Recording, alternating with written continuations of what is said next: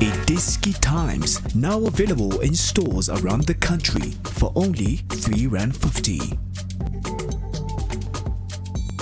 Idiski TV powered by World Sports Betting. Golden Arrows 1, Mamelodi Sundowns 1. MTN 8 semi-final first leg. Difficult conditions to play football in. However, we did get an interesting game. At least Golden Arrows scored very early on in the game. We never really knew Guti Sundowns was going to come back, but they did come back towards the end of the game. Pavel Safranko and of course Udlamini from the side of Golden Arrows. Junior Kanya, our analyst as always. Interesting game because one of the worst things that can happen is you conceding a goal very early and then you have to respond to that, and it's raining and the pitch is not good. What did you make of the game? Yes, sir. ngibulise uTrax justice obviously ukutula ngaphandle no Benedict so bafethu kunjani keep on supporting iDiski TV. We fighting no one trying to fix South African football. Hayi voice migraine namhlanje bengine flu nyana but yeah I know ushuthi hayi abantu abasebenza ngale yeah nkululeka iVAR just to go straight to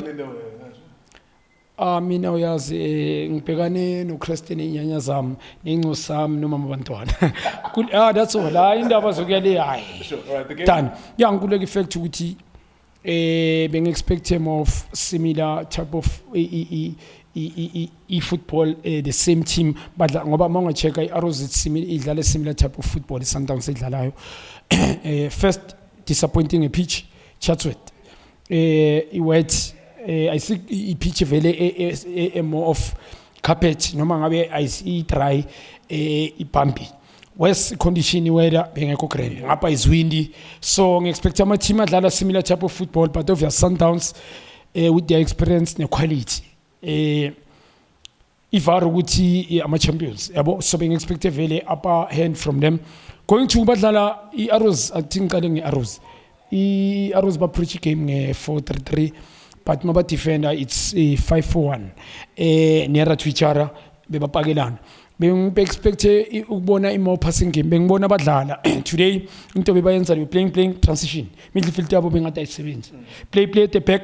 bafune ukuthola behind the defense Sundowns ngoba ba expose ama side asema among back Sundowns first half yes did well ngaloko especially ngale goal abalitholile individual brilliant umjita good goal left footed cross cut but Onyango was supposed to do well ngoba if you move quick inyawo beka ngalikhipha lela ball slow a bit slow Onyango lapho belazy be slow and enye into abo andile lapho why being casual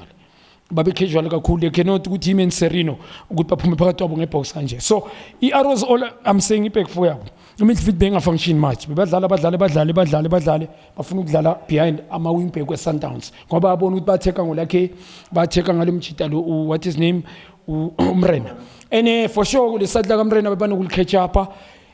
problem ukuthi inamba bengatholakala eboxini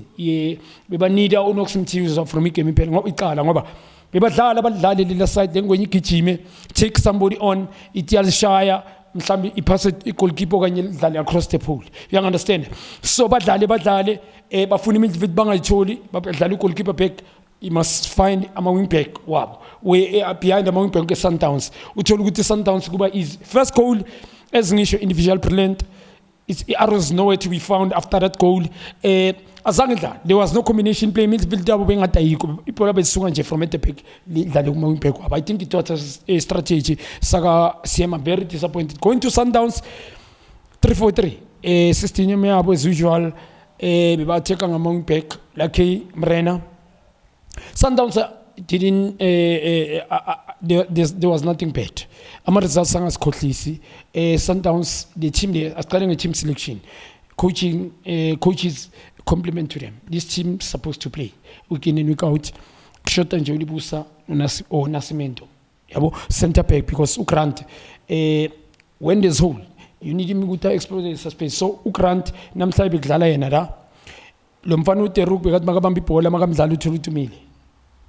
when there's hole bamile uCharlie no Rivaldo attack at all beyanga attack bekafuna ukuliphampa so Sundowns as always Rivaldo lazy passes as usual andile Charlie bekafuna uRivaldo bekathi mangaphethe ibhola afuna uandile sort of box to box bekathi makalibamba ibhola athola umkhulisi you can check ukuthi Rusty ngoba udlale after 30 minutes bombona ngathi usa yabona ngoba bekumela at boxing but bekathatha isikhathi ukuthi afike Santos beyidlala mhlawumbe uRivaldo bekalanda at back kulo mjithu Deruk or kuyo uGrant Kekana adlale vele ulo andile play he push the ball kuzene uKhemit ngoba bekadropa ku number 10 bamdlale wingback yabo ngoba there was windy ibhola lifike li drop uthola ukuthi first touch akibala there's somebody behind him sekumele baye side to side so first half they were playing yes more ball position omunye umuntu angabona ngathi khona into bebayenza but beba side to side because of wind ngibonile ngoba second half much better from Sundowns ngoba imoya boba favor ngisasho namanje ama results iArrows benga deserve kuyiwina le game ngoba iArrows didn't play Arrows babe na something special individual that bakorikole lihle that's all I game they were nowhere to be found defense yabo yes nginika izandla iyesebenzile back four cause iyo bengathi keep shape with Sundowns here side to side in the middle nowhere to be found makumele kudlala defending yes middle ngiyayinika ukuthi baye 1-on-1 but ukudlala no way so Sundowns second half much better uma ungacheka ba add number going forward ngoba isibabonile ukuthi uDeruk no Grant Kekana bamakhanga umuntu no Rivaldo why dropping at the back baphusha uRivaldo uGrant Kekana wahlala waba yi1 no bavula oyi1 waya ka right wing oyi1 okade side la left baphusha ama wing back wabo second half and then uRivaldo waphusha more uJalo wasondela phambi kwebox that's why they got a goal you understand yes Safranco ukorile but ngifuna ukwazi ukuthi ukuthi ngani mina yazi uSafranco I don't understand yes a score give a credit tholakala endaweni right but mele bamthola ama teammate wakhe they doing each and everything a grand ushalile today not that shalile that esinokumbona kora it happens in football yabo but Safranco when they put you in a chance sonke ukuthola kwamanye ama game because mele sazi ukuthi ngani ngoba iSundowns second half they did everything bashota Sundowns they beshota ngayo ukuthi bashaye shot at target on goal and then kube ne follow up bayenzile second half lento ishaw Rivaldo but the reaction yabo Serino naye uKhemit la Khemit yamnika beka dropper false number 9 sort of especially no bekadlala number 10 you understand inside like left mar number 10 dropping inside him and Serino bekadlala double number 10 did very well uKhemit too much yalazi bhola kakhulu I believe mina he must play week in and week out if he can be injury free Sundowns mangicheka mina ngikuleko into beyishota njengoba ngisho shot on goal at goal bayenzile second half but ngama moment it's him ile bhola leli uRivaldo shayile nali Khemit bebathi mabashaba ngatholi target team Serino sometimes abashoot defense la iweather conditioning bekutshela but all in all it's my bekumele be deserve ukuthi ko Sundowns even winning the game yabo especially second half babonisile ukuthi there was sense of urgency yabo Serino yambona ukuthi uRasta kadlala mari quality khona there was quality that team there mangadlala nkuleko we need to be honest and straightforward iArrows kunzima ukubreak abantu abame phambi kwebhali ba defender narrow to each other like nearer to each other beba pepeni i-defense abo ne-midfield pepeni too deep phambi kwakho goalkeeper you needed the quality so ngiyayinika Sundowns that credit yokuthi bakwazi ukorigolele one and into engiyibonile iArrows bebakhathele ukumakha I think a lot of people must mele bageleze kule game whereby South African football is summary if you put right players you train philosophy yabo we know what they play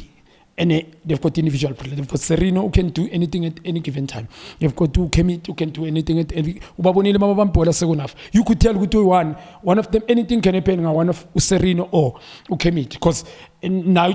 is a more defensive but bekale bola ishala utholakala kwenye area. So that's what we amanye ama coach must learn ukuthi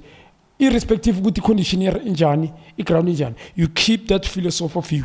but kuma area grand. Sure. And you allow it fluid. Sometimes you're fluid, just the ground, ne weather condition being above made. Score meaning session amount. Sometimes being win at least 2-1. Mama Sapo abo asebenzile bringing kutumela. Dogune zinto kumela zimprove, but good ball from him. Abo Safranco scored, but we need more. So ngululeko all in all, compliment to coaches. Good, but we said this team. Compliment Ivar.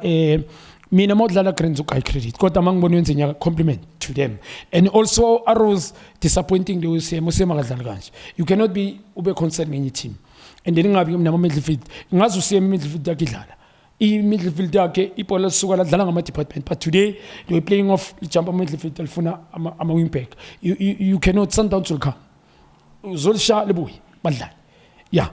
All right, that's exactly what happened for the most part of the game. If you watched it, you would have seen it was one-sided. But what was interesting or intriguing about it is that we're just wondering at what point is Arrows going to break? Can they take this to the second leg? We'll find out in the second leg, of course,